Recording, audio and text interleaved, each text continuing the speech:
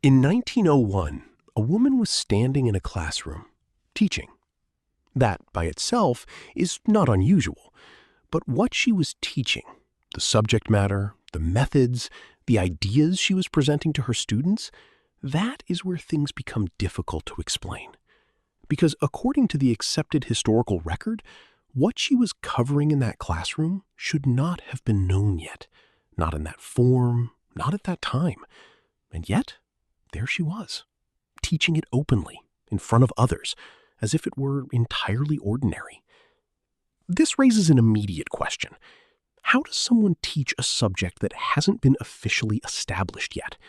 How does a person present ideas, structure lessons around concepts, and guide students through material that, according to historians, hadn't entered common knowledge or practice at that point in history? Most people, when they encounter this case for the first time, reach for the most comfortable answer available. A clerical error, perhaps. A date recorded incorrectly. Maybe the documents describing her work have been misread or misinterpreted over time. These are reasonable starting points. They follow a natural pattern of thinking.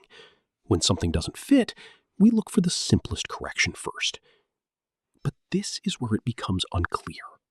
Researchers who examined the documented evidence from 1901 more carefully found that the simple explanations don't hold as firmly as expected. The records that exist are not obviously flawed.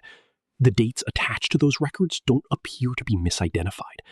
The descriptions of what she was teaching are specific enough that vague interpretation becomes difficult to justify. And when those details are placed against the accepted timeline of knowledge for that era, what was known, what was in circulation, what had been formally developed, something doesn't align.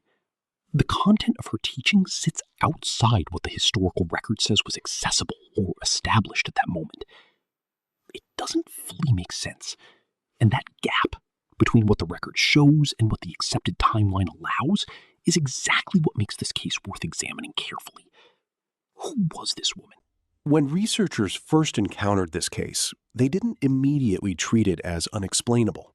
There was an existing framework ready to receive it. Historians who have reviewed situations like this one generally point toward a concept known as parallel development. The idea behind it is not complicated.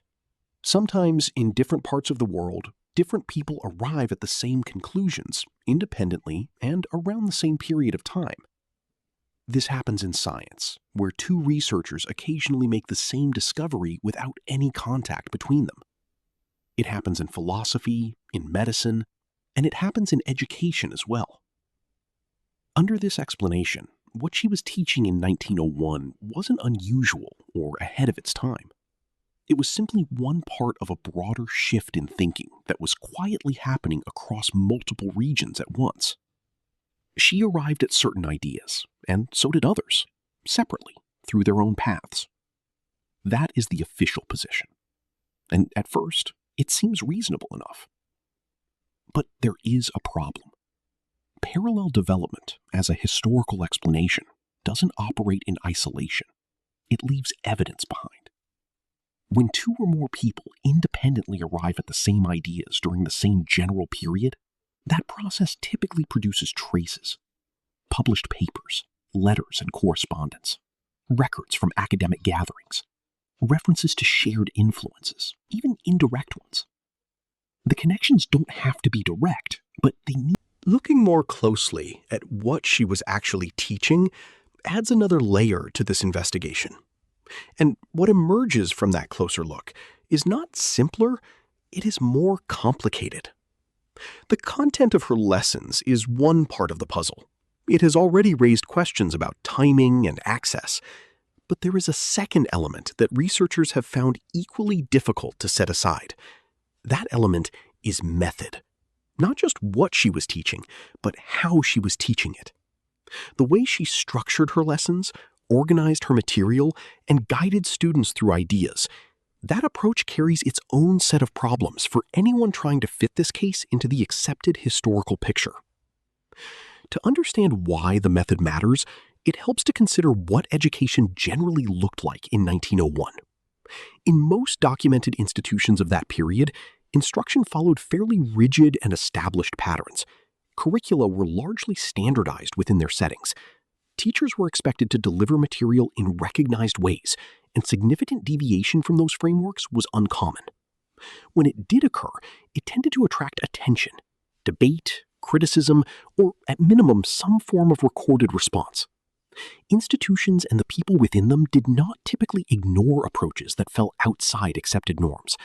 That is what makes the record around her work difficult to interpret, because what she appears to have been doing doesn't reflect those standard patterns, and yet there is no clear record of the kind of response such deviation would normally have produced. But this is where it becomes unclear. The structure of her lessons, as far as the available records indicate, reflects a way of thinking about education that didn't enter wider theoretical discussion until several decades after 1901. This is the part that doesn't fully make sense. There is an expected order to how ideas move through history. Theory appears first, in writing, in debate, in academic discussion. Then, gradually, practice follows. Application catches up to the thinking behind it. That is the standard sequence. Here, the sequence appears reversed, or at minimum compressed in a way that is genuinely difficult to explain. Practice seems to have arrived before the theory that should have supported it. Some researchers suggest she may have had access to materials or influences that simply haven't been identified or accounted for in the existing record. Others argue that the records describing her work are being read too broadly, that the interpretation has moved ahead of what the evidence actually supports. Both are possible positions. Neither one closes the question. And that is precisely where this investigation finds itself, with two explanations available and neither one fully sufficient. Up to this point, the investigation had been focused on a single case. One woman, one classroom, one set of records from 1901 that didn't align comfortably with the accepted historical timeline. But when researchers began looking beyond her case specifically, comparing it to other documented situations from the same general period, something shifted. A pattern started to emerge.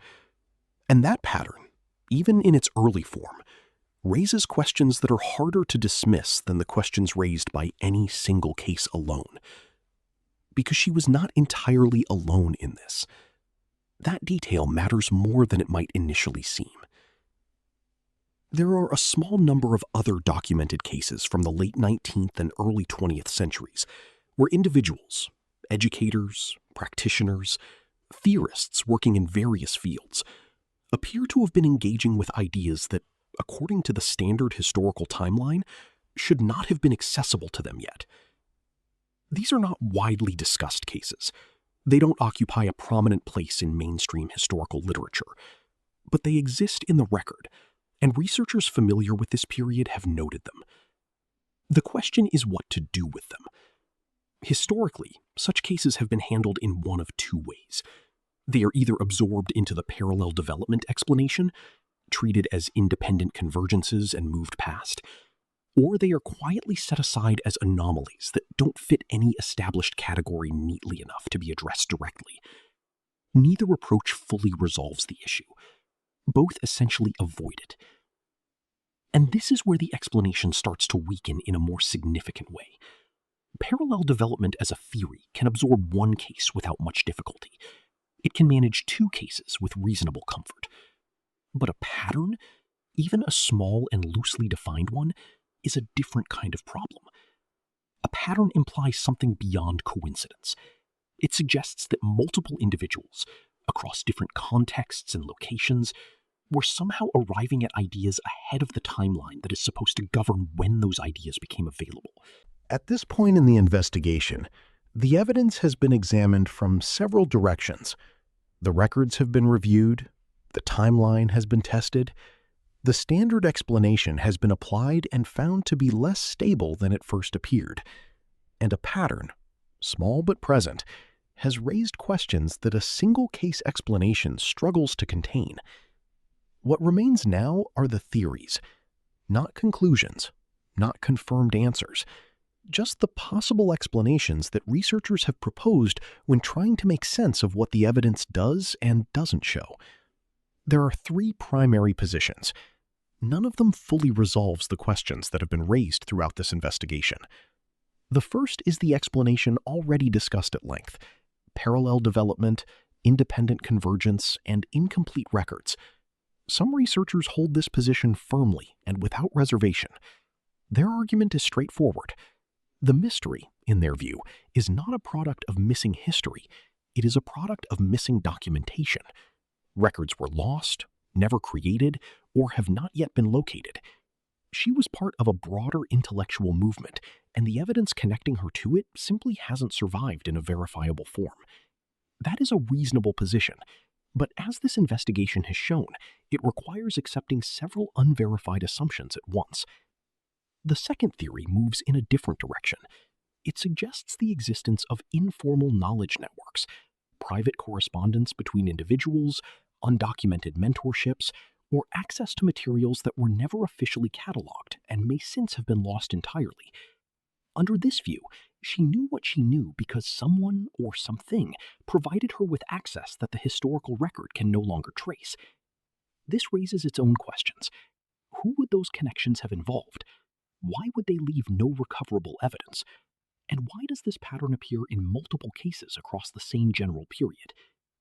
The third position is held by a smaller group of researchers, and it is the most structurally significant of the three. It questions not the records and not the connections, but the timeline itself. It asks whether certain developments in education